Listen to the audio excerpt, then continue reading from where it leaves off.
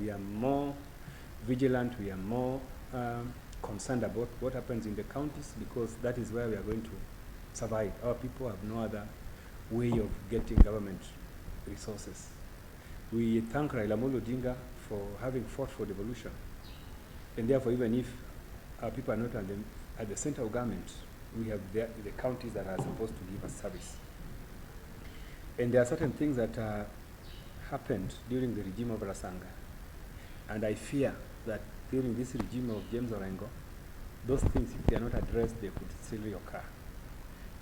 I want to say that all of us know that the regime, Rasanga regime, for the last 10 years did not do much. Sometimes we put the entire blame on him, but sometimes we feel that we cannot blame him entirely. There are certain actors within the operations of county governments that really should take blame when the regime fails, So Rasanga should not be blamed entirely for the failure of this regime. We need to identify certain actors that also assisted in those failures. When budgets are being made, the Constitution demands that the people are consulted. They are asked, what do you want the county government to do for you? What do you want national government to do for you? What do you want CDF to do for you? So these consultations always happen. Unfortunately, after these consultations happen, the Speaker of the County Assembly, at the tail end of it, decides to change all these proposals which our people have given out for development projects. And this is something that we must highlight. For instance, in 2020 financial year, I participated I went for public participation during the budget making process for for Siaya County government.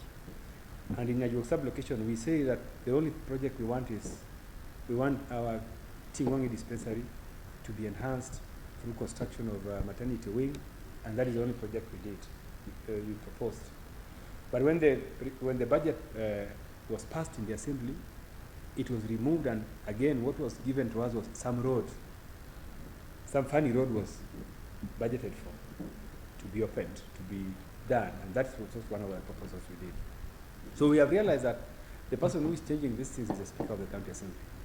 And we want to urge the Speaker of the County Assembly that this time around, when the Governor of Siaya is James Orengo, we want the Governor of Siaya to be given the mandate to run the development affairs of the county through consultations with the people of Kenya. The other issue which I wanted to raise, which is very important, is that there have been proposals to build the residence of the Speaker of the County Assembly of Siaya. This proposal has been in the budget since the last government. There have also been proposals to build a new county assembly. And every financial year, a lot of resources are retained towards this idea. Unfortunately, this has not been happening, or it has not. Unfortunately, it does not happen. I want you to understand why we do not need to build a new office or a new home for the governor, for the Speaker of Siaya County Assembly.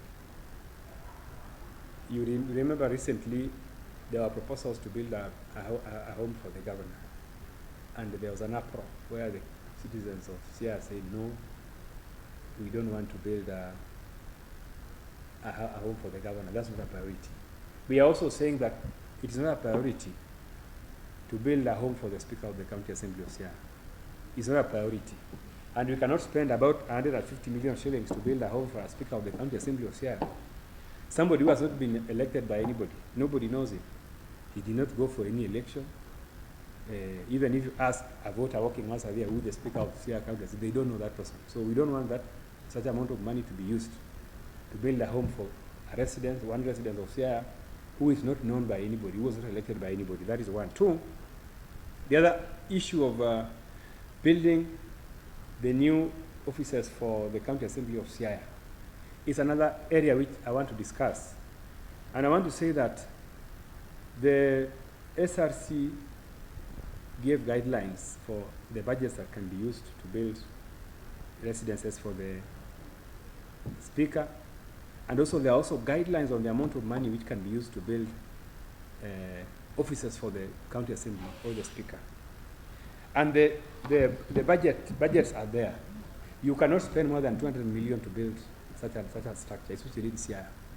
But every financial year, you will go and look at the budgets. The county assembly of Siaya retains about 600 to 800 million shillings. That this is the money they want to use to build a new offices. I was at the county assembly recently, and I saw the offices they are using are very good. They are in very good shape. The offices are very beautiful. I am asking myself, why does the Speaker of County Assembly wants to retain 600 to 700 million shillings to build new offices? For whose benefit is that? We are at a time when the Minister, the Cabinet Secretary for Treasury has said that we have to tighten our belt. I think you guys have seen that the resources that we are going to generate will not be able to sustain us. How come in Siaya we are going to use 600 million to build an office for the Speaker? For whose benefit is that? I want to address the Speaker and urge our MCS to instead use that money to institute development projects in their wards, projects that will benefit the people directly, people who give them their votes.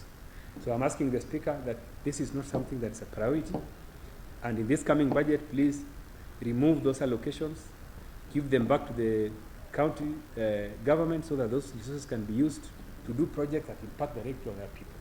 We need every ward, every sub-location to have dispensaries with doctors and nurses that can attend to our people. We need to enhance the agricultural programs that have been initiated.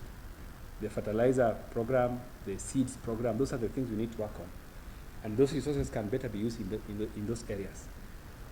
And lastly, I want to urge the Speaker to ensure that there is proper oversight on the county government, because that failed oversight is the reason we don't have serious development in our county. And oversight does not mean coercion. It does not mean extortion, because there's some levels of extortion which we are seeing, where the county assembly knows that something has been done wrongly in the executive, but instead of bringing up that issue, they prefer to be bribed, to be given money. The Speaker prefers to be given money so that he keeps quiet. That is not what we want. We want proper oversight, so that if somebody's money is getting lost, we want that matter to be followed to the end, so that we retain our resources for the good of our people, but not coercion, not extortion. The assembly not in Yangwe Weching. Some projects, ma stadium okwamo. Project ko wajin stadium. Yes, manu be dear. County government anu fail to kikwa blame rasanga kenden ke tie jogi ji speaker ni usebet kae enango mano time obe onego penjo to fail agi nango minge okonyalo wacho ne no lera sa duto rena na kanyo to ndio mokie mo wacho richo to en obe en kanyo.